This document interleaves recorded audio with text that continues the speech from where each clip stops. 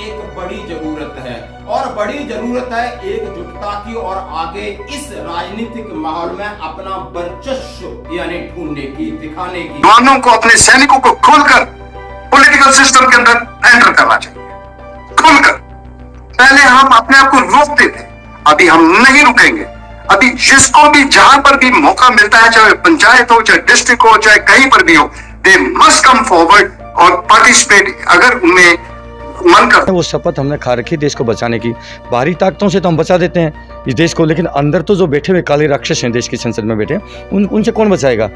सीखकर लोकसभा से चुनाव लड़ रहा हूं, सभी से अपेक्षा है आइए मिलकर के देश को बचाने के लिए आगे चले और जीतकर आपकी आवाज को संसद में इन नेताओं की बोलती बंद कर देगा आपका ये भाई। ये भारतीय जवान किसान पार्टी इस चुनाव को जीतेगी। अब आप इंतजार नहीं कर सकते कि 1 रैंक 1 पेंशन की हमारी विसंगतियां फलाना अफसर देगा या फलाना नेता देगा, और इसका आगाज हो चुका है। यदि आपको मान सम्मान और स्वाभिमान के साथ जीना है तो ये आपको अपनी ताकत दिखानी होगी, जो इस ताकत का आगाज हो गया है। जरा वीडियो को पूरा देख रहे, एक छोटे छोटे अंश दिखाऊंगा। सबसे पहले मैं कई पार्टियां हैं, भारतीय जनता पार्टी ने भी आप देख सकते हो एक नायक को टिकट दिया, एक नायक है जिसका कृष्णा रेगू करके, ही इंडियन आर्मी वेटरन से कॉम्बैट ड्रेस में दिखा रहे हो, एमएलए था शायद, इसको भी एक टिकट मिला है आंध्र प्रदेश से।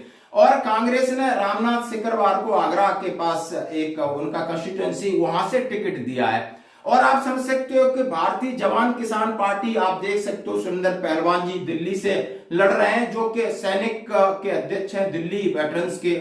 और दूसरा रविंद्र फौजी हैं, सभी आप लोग जानते हो, उनका एक बहुत बड़ा चैनल है और वो सहायक प्रथा और अग्निवीर जो लड़के थे उनको न्याय नहीं मिला, उसके लिए लगातार अपनी आवाज उठा रहे हैं और उन्होंने सीकर से नामांकन दाखिल कर दिया है। उसी तरह सेना के अधिकारी सैनिक समाज पार्टी से उन्होंने एक विनम्र अपील की है, ये है कर्नल विर्क साहब। उन्होंने कहा है, उनका एक निवेदन और एक अपील भी पढ़ूंगा। आप इधर वीर सिंह चौहान को देखिए, भारतीय जवान किसान पार्टी के नारायण अंकुश को देखिए, आप चारों तरफ से ऐसा माहौल बन रहा है। और ये कर्नल विर्क साहब ने, पहले हम अपने को रोकते थे, अभी हम ये लीडरशिप को देखते हुए, अपने सीनियर कमांडर्स को देखते हुए, अगर सबको ये चीज सोचने अगर हमें लग पड़े तो आप ये जो सिस्टम है, हमें भी जो हमारी जो मांगे पूरी नहीं हुई है वो भी पूरी होंगी फिर।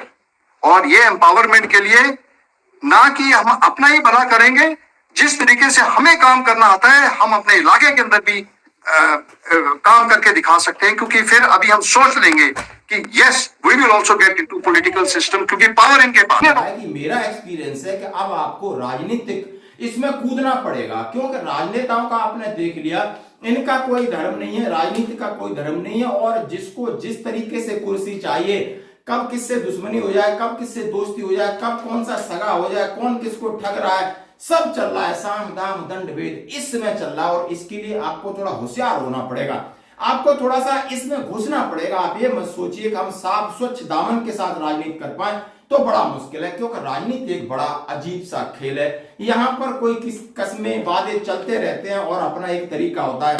अब मैं इनका वीडियो देखी, जैसे कि कर्नल विर्क साहब, और इनका एक लेटर है, उन्होंने कहा है कि सैनिक समाज पार्टी, क्या आपने कभी सोचा है कि हमारे मान्यों को बहुत काम करना पड़ता है। उन्होंने कहा है कि मैंने कभी सोचा नहीं था कि फौजी भी राजनीति करेंगे, लेकिन सेना के अधिकारी तो है राजनीति में अपने अपने पोर्टफोलियो के हिसाब से, जवानों को कोई नहीं पूछ रहा था। लेकिन ये प्रेशर है कि भाई कांग्रेस भी टिकट देने लगी है, बीजेपी भी देने लगी है, और हम स्वयं भी कूदने लगे हैं, और हमें कूदना भी चाहिए, क्योंकि वोट देने वाले भी जवान के भाई किसान होते, मजदूर होते, नीचे का तबका वोट देता है और इन्हें बरगलाया जाता है। ऊपर के लोग हमें पहले भी वोट नहीं देंगे और न देंगे, हमें उनकी कोई चिंता नहीं, हमें ज्यादा बहुसंख्यक है वो आपके साथ है, आपको समझना होगा, इस चीज को समझना होगा।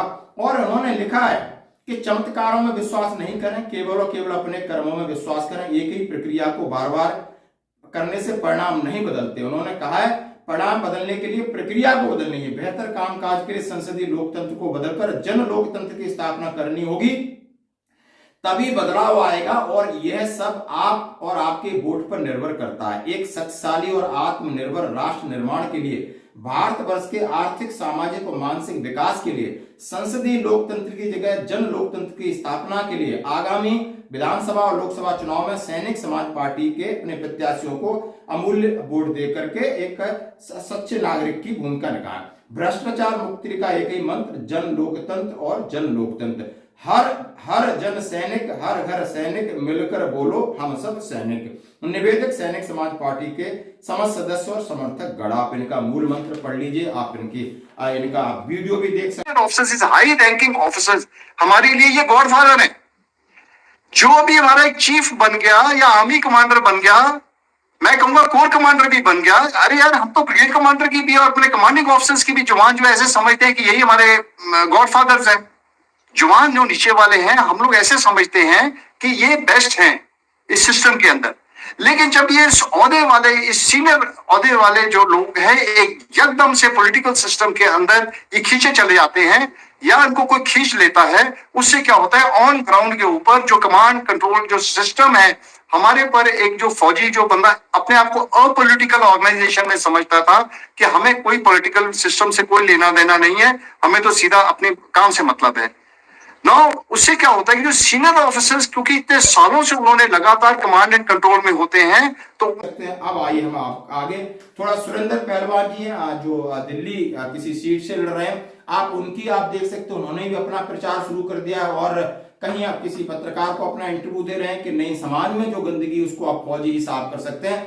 फौजी देश की सुरक्षा बाहरी लोगों से कर सकता है, डिजास्टर मैनेजमेंट कर सकता है, तो देश की व्यवस्था भी कर सकता है। किसान पार्टी का उम्मीदवार हूँ। पार्टी ने मुझे दक्षिण दिल्ली की उम्मीदवारी तय की है, तो मैं पहले पार्टी का शुक्रिया अदा करता हूँ कि मेरे ऊपर विश्वास किया दक्षिण दिल्ली से चुनाव लड़ने के लिए। और हम दक्षिण दिल्ली का ये हमें पूरा विश्वास है कि हम ये भारतीय जवान किसान पार्टी इस चुनाव को जीतेगी, क्योंकि सभी पार्टियों में भ्रष्टाचार बेशुमार भरा हुआ है। यदि आपकी पार्टी आती तो क्या भ्रष्टाचार आप देश से हटा देंगे? जीरो भ्रष्टाचार होगा देश का। अगर हमारी पार्टी को संपूर्ण बहुमत मिलता है तो जीरो भ्रष्टाचार। कैसे? यानी कि विश्वास हर डिपार्टमेंट से, हर विभाग से जो भी अधिकारी भ्रष्टाचार में लिप्त होगा वो नौकरी में नहीं रह सकता। या अनपढ़ लोग मुख्यमंत्री बन सकते हैं, उनकी बीवियां मुख्यमंत्री बन सकती हैं, तो हमारे अंदर क्या कमी है? क्या परिवारवाद से इस देश को मुक्ति मिलेगी? क्या अवसरवाद से मुक्ति मिलेगी? क्या सच्चे सैनिकों को राजनीति में आरक्षण मिलना चाहिए? तमाम इस तरीके की बातें आप देखिए। और मैं सुरेंद्र पहलवान के बाद बात करता हूं रविंद्र फौजी की, जो सीकर लोकसभा से बिल्कुल आप निर्दलीय हैं, क्योंकि पार्टी को उस तरह मान्यता नहीं मिली है, लेकिन वो भारतीय जवान किसान पार्टी के सहयोग से ही चुनाव लड़ रहे हैं। उन्होंने ताल ठोकी और कहा है कि नहीं, नो भाजपा नो कांग्रेस, अभी हम जमीन पर लड़ाई लड़ेंगे और एक सच्चे सोल्जर की तरह हम हार नहीं मानेंगे, उन्होंने कहा है। और हमें काफी जन समर्थन मिल रहा है, जैसा कि उनका कहना है। आवाज को संसद में पहुंचाने के लिए ये लड़ाई लड़ रहा है। अब साथ आप दोगे तो मजबूती से लड़ाई लड़ेंगे। सीकर का जो समीकरण है, बीजेपी और कांग्रेस, जनता दोनों से परेशान है। कांग्रेस का वहां उम्मीदवार है नहीं, और त्रिकोणीय मुकाबले में सबसे पहला जो नाम आ रहा है वो आपके भाई रविंद्र फौजी, रविंद्र सिंह शेखावत का है। अगर आप थोड़े से भी मजबूत कर दोगे तो ये लड़ाई को मैं जीत सकता हूं, और जीतकर आपकी आवाज को संसद में इन नेताओं की बोलती बंद कर देगा आपका ये भाई। ये थी दोस्तों, क्या आप इससे आप ये मत सोचिए, मैं आपसे एक ही विनम्र निवेदन करता हूं, आप एकजुट हो जाइए। एकजुटता में बहुत बड़ी शक्ति है और आप सब कुछ कर सकते हो। आप कहते हैं कि आप किन परिस्थितियों में रह के देश की रक्षा कर सकते हो, अपनी जान की बाजी लगा सकते हो, हम भूखे प्यासे रह सकते हैं, हम इतनी कठिन परिस्थितियों में जीवन यापन कर सकते हैं, हम देश को बचा सकते हैं। तो राजनीति कोई बड़ी बात नहीं है, राजनीति एक सेवा है। जिस तरह आपने देश की सेवा की है तो आपके अंदर सेवा भाव है। ये लोग सेवा नहीं कर रहे, ये लोग मेवा खा रहे हैं, ये लोग भ्रष्टाचार दुनिया भर का अपनी पीढ़ी से पीढ़ी को पैसा भर रहे हैं, अपने बच्चे पोते नाती, इनके लिए एक राजनीतिक कैरियर, पॉलिटिकल एक कैरियर बन गया, उसमें उन्होंने स्थापित कर दिया है। आज नहीं जागे तो बहुत पिछड़ जाओगे, बहुत पिछड़ जाओगे। धीरे धीरे इस तरीके का, जैसे राजा थे, राजतंत्र था, उसका बेटा ही राजा बनेगा, वो कंडीशन फिर आने वाली इस देश में। सच को स्वीकार करो, सच के सामने डट कर खड़े हो जाओ, और यही आपके लिए मौका है। धन्यवाद।